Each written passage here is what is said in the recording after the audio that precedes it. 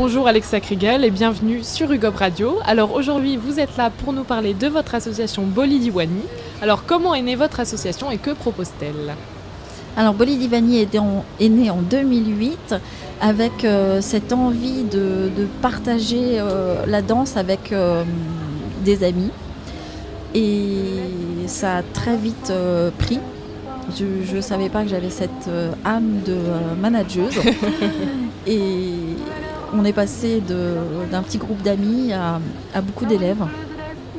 On a eu des années avec 300 élèves. Ah oui, quand même. Oui. Donc c'est devenu mon métier. D'accord. Parce que ça a nécessité beaucoup d'heures de travail. Et voilà, donc une envie de danser, une envie de faire quelque chose avec son corps. Et de se défouler, de s'épanouir. C'est vraiment parti de là. Après, l'idée était de partager tout ça et de faire des rencontres avec d'autres passionnés par la danse ou par l'Inde. Et c'est vrai qu'en cours de danse, on ne peut pas papoter. Donc, du coup, on s'est mis à faire des pique-niques Bollywood, des soirées, des choses comme ça pour pouvoir s'amuser. Et c'est vraiment l'état d'esprit de l'association. D'accord. Et vous êtes professeur de danse ? Alors non, pas du tout. Non, ça voudrait dire que je sais bien danser. Je suis encore, au bout de 11 ans, élève et directrice. D'accord. Donc c'est vrai que je vois l'association en tant qu'élève. Donc peut-être c'est ce qui donne une âme à cette association, parce que tous les délires que j'ai en tant qu'élève, je les partage avec les autres.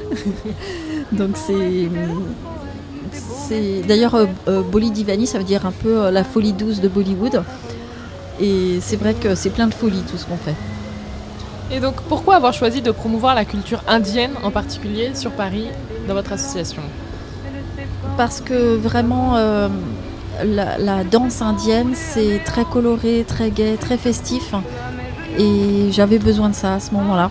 Donc voilà, finalement je me suis rendu compte qu'on pouvait utiliser la danse indienne pour beaucoup de choses.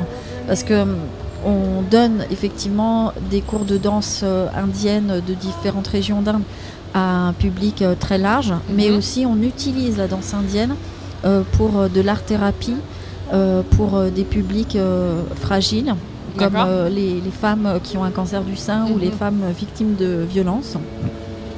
Et vraiment, la danse indienne, c'est quelque chose de très gracieux, de très féminin, et ça permet à ce public-là de se mettre dans un rôle et de pouvoir s'épanouir, de faire quelque chose avec leur corps et vraiment d'être en pleine conscience de leur corps et de faire quelque chose avec. Donc c'est très important, et ces séances d'art-thérapie dans ce Bollywood, elles sont offertes. D'accord. Voilà, on avait des subventions au début, et puis nous n'en avons plus eu. Malheureusement. Nous en cherchons d'ailleurs. Mais je ne pouvais pas arrêter les cours, c'était pas possible, parce qu'il y a des groupes de femmes qui se sont constitués autour de ces cours-là. Et c'était impossible d'arrêter, quoi. Oui, vous sentez qu'elles avaient besoin d'aide. Oui, et d'être soutenues. voilà. D'accord. Et puis ça leur faisait tellement plaisir, c'était une possibilité pour elles de se retrouver, de faire quelque chose ensemble. Elles ne se connaissaient pas au début, mais elles sont devenues amies. Et voilà, donc je ne pouvais pas arrêter, du coup je leur offre. Mais je cherche quand même des subventions. Très généreux de votre part.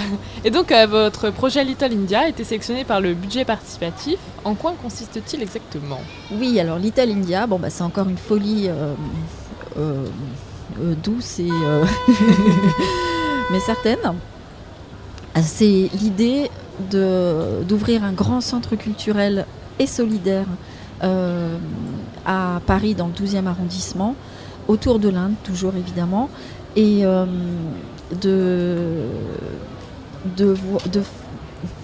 en fait, de faire ce qu'on fait déjà aujourd'hui, mais en beaucoup plus grand, quoi. D'accord. Parce qu'aujourd'hui, on a un petit local qui s'appelle Bolibox.